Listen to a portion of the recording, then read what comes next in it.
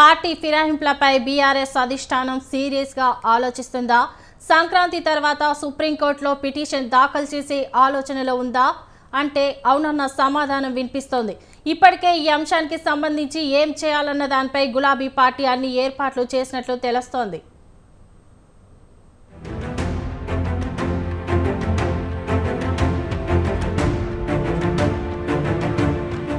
కాంగ్రెస్లోకి ఫిరాయించిన తమ ఎమ్మెల్యేలపై వేటు వేసే వరకు ఊరుకునేదే లేదంటోంది బీఆర్ఎస్.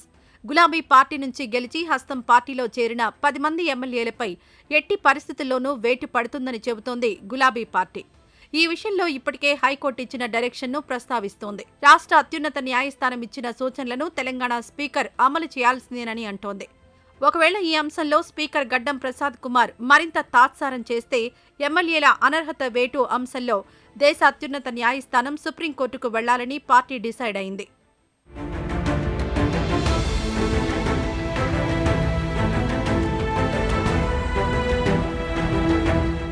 వాస్తవానికి తెలంగాణ అసెంబ్లీ ఎన్నికల్లో కారు పార్టీకి 39 సీట్లు దక్కాయి.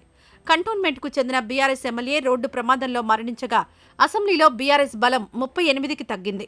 ఇదే సమయంలో రాష్ట్రంలో అధికారంలో ఉన్న హస్తం పార్టీలోకి ఏకంగా 10 మంది గులాబీ పార్టీ ఎమ్మెల్యేలు ఫిరాయించారు. నిబంధనల ప్రకారం బీఆర్ఎస్ ఎల్పీని కాంగ్రెస్ ఎల్పీలో విలీనం చేయాలంటే 26 మంది కారు పార్టీ ఎమ్మెల్యేల మద్దతుండాలి. కానీ చేరింది 10 మంది మాత్రమే. దీంతో అది సాధ్యం కాలేదు.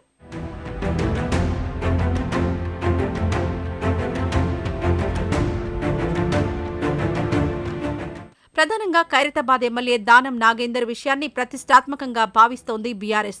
ఆయన పార్టీ నుంచి ఫిరాయించి మరీ ఎంపీగా పోటీ చేయడంపై అప్పట్లోనే అభ్యంతరం వ్యక్తం చేసింది. ఇప్పటికే ఎమ్మెల్యేల అనర్హత అంశంపై 3 నెలల్లో చర్యలు తీసుకోవాలంటూ సుప్రీంకోర్టు డైరెక్షన్ ఇచ్చిందని బీఆర్ఎస్ గుర్తు చేస్తోంది. ఈ విషయంలో మణిపూర్ ఎమ్మెల్యేల అంశం సహా మరికొన్ని తీర్పులను ప్రస్తావిస్తోంది గులాబీ పార్టీ.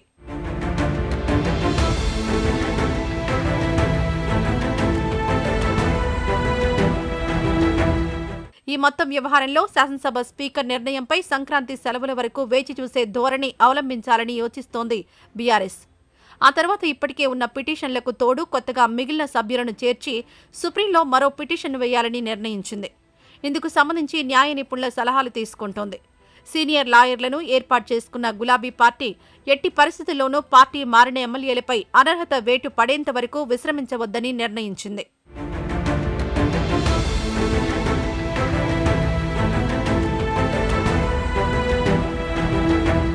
మరి గులాబీ పార్టీ ఆశలు ఫలిస్తాయా? పార్టీ ఫిరాయించిన ఎమ్మెల్యేలపై వేటు పడుతుందా? చూడాలి మరి.